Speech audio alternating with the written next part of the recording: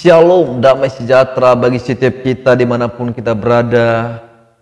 Biarlah anugerah Allah yang melampaui segala akal memelihara hati dan pikiran setiap kita di dalam Kristus Yesus. Amin.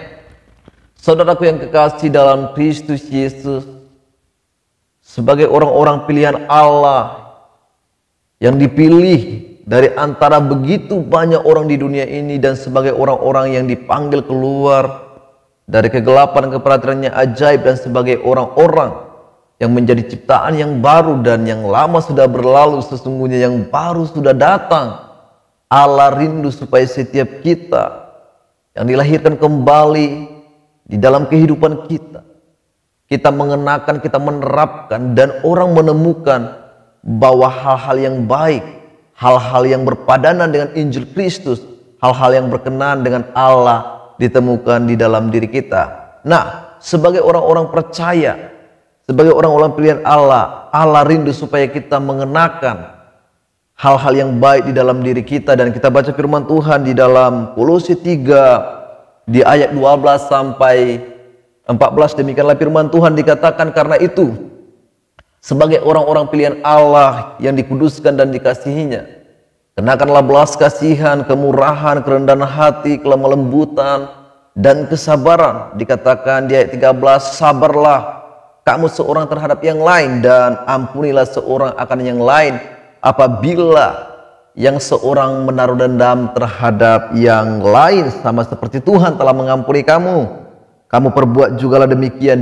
Di ayat 14 dikatakan, dan di atas semuanya itu kenakanlah kasih sebagai pengikat yang mempersatukan dan menyempurnakan. Haleluya.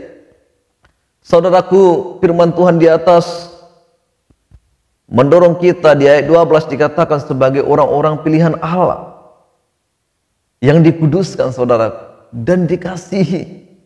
Kita adalah orang-orang pilihan Allah, kita dikasihi. Nah, sebagai orang-orang pilihan Allah, Rasul Paulus menulis surat ini dan mendorong setiap orang-orang pilihan Allah supaya mereka mengenakan hal-hal yang baik, sifat-sifat yang bermoral, yang berguna bagi diri sendiri dan berguna bagi orang lain. Dan dikatakan di sana supaya setiap kita mengenakan belas kasihan, kemurahan, kerendahan hati, kelemah lembutan, dan kesabaran. Jadi saudaraku, Paulus mendorong setiap kita bukan hanya membunuh hal-hal yang duniawi dalam diri kita, bukan hanya mematikan hal-hal yang bersifat duniawi, yaitu percabulan, kenajisan, keserakahan, penyembahan berhala. Paulus bukan hanya mendorong kita mematikan hal itu, tetapi kita juga harus mengenakan belas kasihan di dalam kehidupan kita. Saudaraku, kita tahu bahwa di ayat 12 diterangkan kepada kita bahwa hal-hal itu adalah hal-hal yang berguna, yaitu belas kasihan, kemurahan, kerendahan hati, kelemah lembutan, dan kesabaran. Jadi saudaraku, kita harus menyadari sebagai ciptaan yang baru, sebagai manusia yang baru, sebagai orang-orang yang dibeli dengan harga yang mahal, kita harus hidup, dan kehidupan kita harus menjadi suratan Kristus. Bagaimana cara kita menjadi suratan Kristus? Dengan mengenakan belas kasihan di dalam kehidupan kita, mengenakan kemurahan di dalam hati kita, mengenakan kelemah lembutan, kerendahan hati, dan kesabaran di dalam hidup kita. Jadi saudaraku, ingat saudaraku, sebagai ciptaan yang baru, kita juga harus diperbaharui dari cara hidup kita, tingkah laku kita, tutur kata kita, cara kita menjawab orang lain. Karena itu di sini sebagai orang-orang yang percaya, jangan lupa bahwa kita harus hidup mengenakan belas kasihan. Kita harus mengasihi orang-orang, kita harus berbelas kasihan kepada jiwa-jiwa, kita harus bermurah hati, kita harus beroleh kemurahan sama seperti Allah kita adalah Allah yang bermurah hati. Karena saya yakin jika kita bergaul dengan Allah yang murah hati, pastilah kita akan bermurah hati. Dan kita tahu bahwa kita juga harus mengenakan kerendahan hati. Kita tidak boleh menjadi congkak, kita tidak boleh menjadi sombong, tetapi kita harus selalu rendah hati, karena kita tahu hidup ini semua karena anugerah Tuhan. Kita juga harus hidup, saudaraku, di dalam kelemah lembutan. Ketika orang kasar terhadap kita, kita harus menjawab mereka dengan lemah lembut, karena kita tahu kata-kata kita harus senantiasa penuh dengan kasih. Kita juga harus sabar karena kita tahu bahwa dunia ini adalah dunia yang akan bisa membuat orang tidak sabar. Kita melihat bagaimana dunia ini adalah dunia yang semakin jahat dan banyak pemikiran-pemikiran orang-orang menjadi tidak baik. Dan karena kita tahu bahwa keadaan dunia ini semakin tidak baik, maka orang-orang bisa menyampaikan hal-hal yang tidak baik kepada kita, tetapi kita juga harus sabar. Di ayat 13, saudaraku, firman Tuhan juga mendorong setiap kita supaya kita sabar terhadap orang lain dan saling mengampuni. Jika ada orang yang menaruh dendam terhadap yang lain, kita harus saling mengampuni, sama seperti Tuhan telah mengampuni kita. Jadi saudaraku, manusia baru dan ciptaan baru itu adalah manusia yang suka mengampuni. Dia terus mengampuni orang yang bersalah karena ia sadar bahwa ia sering diampuni oleh Tuhan. Dia sering melakukan kesalahan terhadap Tuhan, tetapi Tuhan terus menerus mengampuni dia.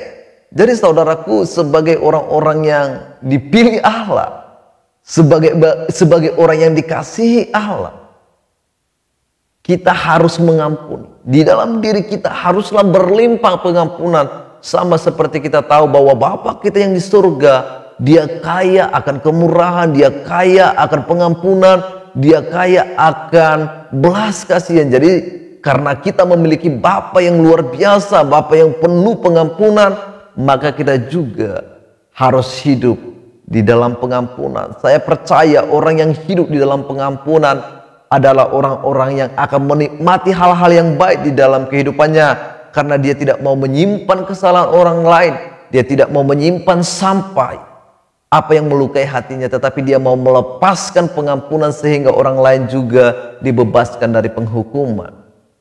Tetapi saudaraku, sesudah kita mengenakan belas kasihan, kemurahan, kerendahan hati, kelemah lembutan dan kesabaran, dan setelah kita sabar dan mengampuni orang-orang yang bersalah kepada kita, kita juga harus mengenakan di atas semuanya itu. Di ayat 14 dikatakan, kenakanlah kasih sebagai pengikat yang mempersatukan dan menyempurnakan.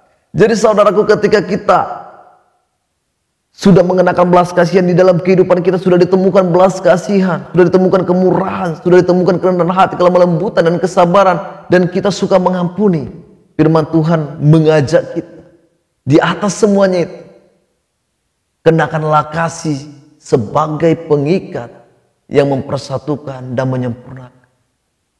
Kita tahu bahwa Allah kita adalah kasih. Kita tahu bahwa kasih tidak berbuat jahat kepada orang lain. Kasih adalah kegenapan hukum Taurat. Oleh karena begitu besar kasih Allah, maka Ia menyelamatkan kita.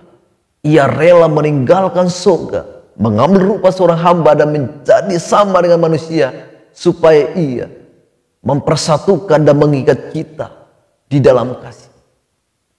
Jadi kasih itu saudaraku, kasih mendorong kita, memampukan kita untuk mengasihi sekalipun orang yang melukai kita, sekalipun orang yang menjelek-jelekkan kita. Kasih tidak pernah gagal.